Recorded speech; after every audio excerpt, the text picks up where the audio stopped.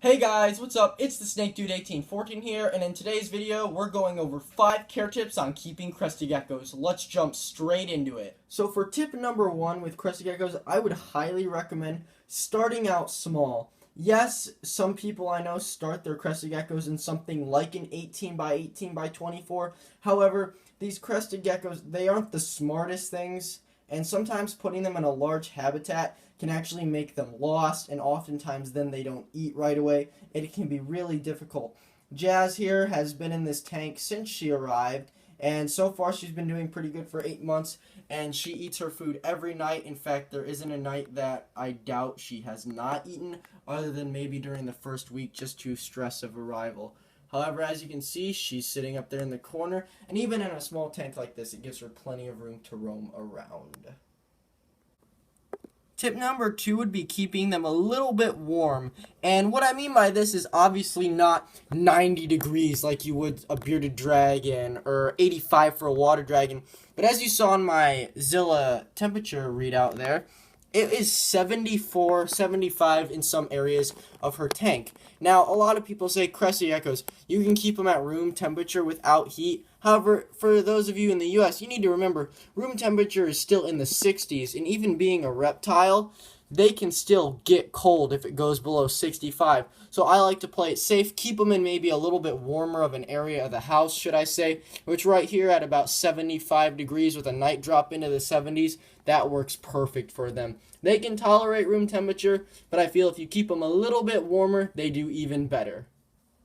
For my third care tip, I highly recommend varying up the diet a little bit. Now, with crested geckos, that can always be tricky because they are primarily the fruit formula eaters. As you can see here, I actually have some Pangea crested gecko diet. I believe this is the banana and apricot flavor. However, she does occasionally get her food switched up just to add a little bit of variety, give her some different flavors. She has not taken insects yet, which I've heard some crested geckos relish insects and others don't. However, I'm not too worried. As I said earlier, she is doing fine, and if you can't tell, I doubt she will move at all this video, as it is daytime and she is in fact resting.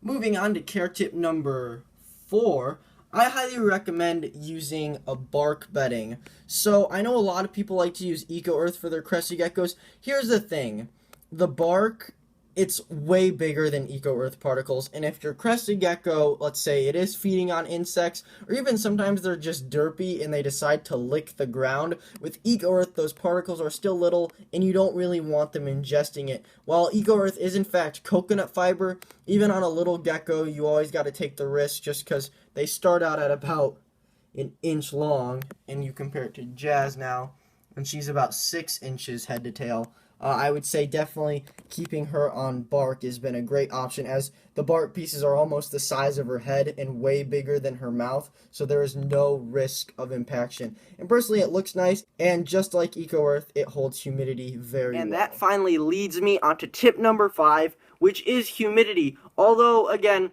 people think, keeping a crested gecko, it's fairly easy. Screen top habitat. They do like humidity. Yes, they are kept cooler than the average species, but they still come from a low temperature shrub rainforest environment. So while they're in the understory of the canopy of the rainforest, it's still going to be humid. And as you can see, her humidity is reading at about 68%, which is pretty nice. I try to mist her every other day or so to really let the humidity spike up. One good tip when maintaining humidity is to actually cover up the top of your tank with a plastic saran wrap. What I like about doing this, especially with an Exoterra tank, is that you still have a ventilation strip on the front, so air is going into the tank, and then every night or every other night you'll be opening up the doors and still getting good air exchange, and therefore you hold humidity and she still gets plenty of oxygen and fresh air.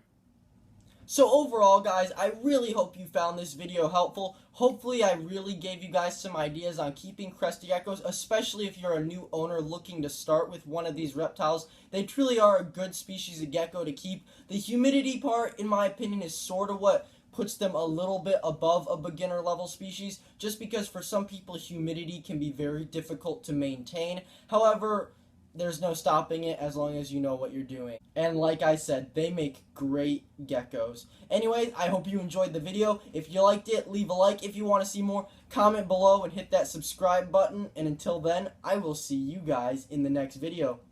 Adios.